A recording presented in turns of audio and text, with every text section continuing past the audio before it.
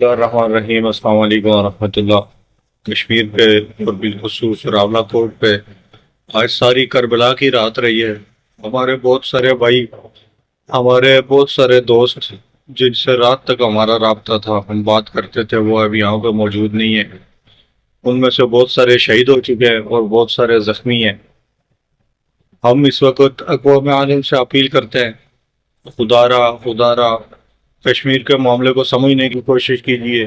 یہ کشمیری عوام بنیادی حقوق کی جنگ لڑ رہی ہے، بنیادی حقوق مانگ رہی ہے، اور اپنے ہی جو 53 منتخب اسمبلی ممبران ہیں جن کو ووٹ دے کر ہم لوگوں نے اسمبلی میں بھیجا ہے، ہم ان کے آگے ریکویسٹ کر رہے ہیں اور ان سے عرض کر رہے ہیں کہ ہماری بھی سن لی جائے۔ ہم بھی اس ریاست کے باشندے، ہمارے بھی حقوق کا خیال رکھیں۔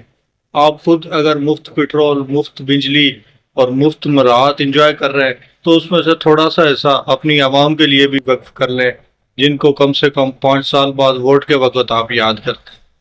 اتنی لاج رکھ لیں کہ ان لوگوں نے آپ کو ووٹ دیا ہے، آپ کو عزت دی ہے اور آپ کو یہاں پہ بٹھایا ہے، لیکن اس وقت کشمیر کی موجودہ قیادت، جتنے بھی سیاسی لیڈران ہیں، وہ مکمل منظر عام سے غائب ہیں۔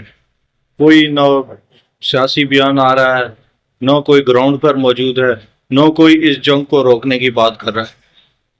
ناظرین، راولہ کوٹ کی جو ابھی کی صورتحال ہے اور جو رات ساری راولہ کوٹ کا منظر ہے، ہم نے جب کال کی راولہ کوٹ میں کسی سے بات کرنا چاہیے تو ہمیں صرف وہاں سے شیلنگز اور فائرز کی آوازیں موبائل فون پر سنائی دی۔ سی ایم ایچ چوک سے لے کر زہید چوک تک خون ہی خون بکھرا ہوا ہے۔ میرے بھائیوں، میرے پاکستانی فوج کے سپاہ سالاروں، میرے پاکستانی فوج کے سپاہیوں، ہم نے ہمیشہ پاکستان سے محبت کے لیے قربانیاں دی ہیں۔ سری نگر سے لے کر راولہ کوٹ تک ہمارا جب بھی کوئی شہید ہوا ہے تو ہم نے اس کو پاکستان کے کفن میں لپیٹ کر دفن کیا ہے۔ جہاں بھی ہم نے قربانی دی ہے، پاکستان کی نام کی سربلندی کے لیے قربانی دی ہے۔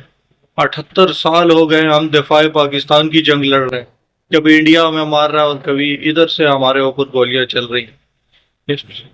اس بات کو، اس جذبے کو سمجھنے کی کوشش کیجیے۔ ہمارے اجداد نے اپنی چوائس کے ساتھ پاکستان کے ساتھ الحاق کیا تھا، اس لیے نہیں کیا تھا کہ کل ہماری فورسیں ہمارے اوپر شب خون ماریں گی۔ پلیز اس صورتحال کو سمجھنے کی کوشش کریں۔ دل بڑا اداس ہے، بہت بڑی پریشانی ہے۔ جتنی بھی خبریں ابھی موصول ہو رہی ہیں صبح سے اور رات سے، بالکل پریشان کن خبریں ہیں۔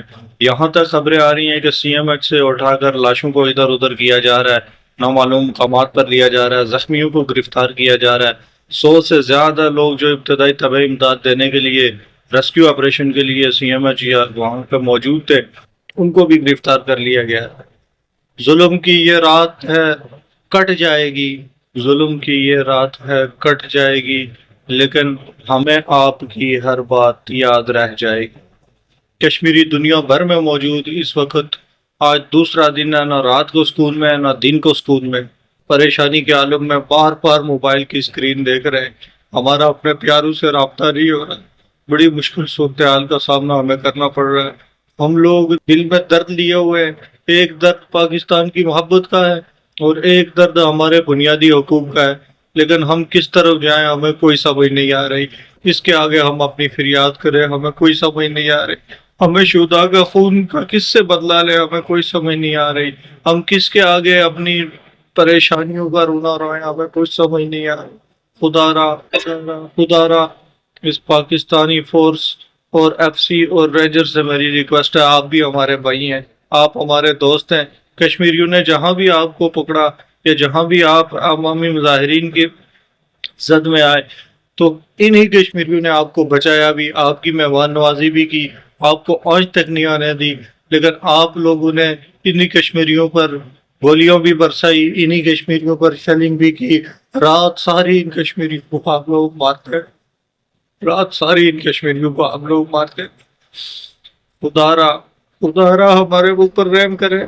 ہم پاکستان سے محبت کا خمیازہ بھگت رہے ہیں۔ یہ محبت کی جنگ ہے، یہ نفرتوں کی جنگ نہیں ہے۔ ہم اپنے لیڈران سے اپنے حقوق مانگ رہے ہیں، ان حقوق کے مانگنے پر ہمیں کیوں مارا جا رہا؟ ہم کوئی آپ کے مخالف نظریات کے لوگ نہیں ہیں، ہم آپ کی مخالف پارٹی کے لوگ نہیں ہیں، ہم وہ لوگ ہیں جنہوں نے ہمیشہ پاکستان کے لیے قربانیاں دی ہیں، اور آج پاکستان کی طرف سے ہمیں بالکل مایوسی کا سامنا کرنا پڑ رہا ہے۔ خدا را ہمارے اوپر رحم کرے، ہم پریشان ہیں، ہم لٹ گئے ہیں، ہم مر گئے ہیں، ہمارا کوئی سننے والا نہیں ہے، ہماری فریاد کوئی سننے والا نہیں ہے، ہمارے پریشانی کوئی سننے والا نہیں ہے، ہم کس کے آگے فریاد کریں؟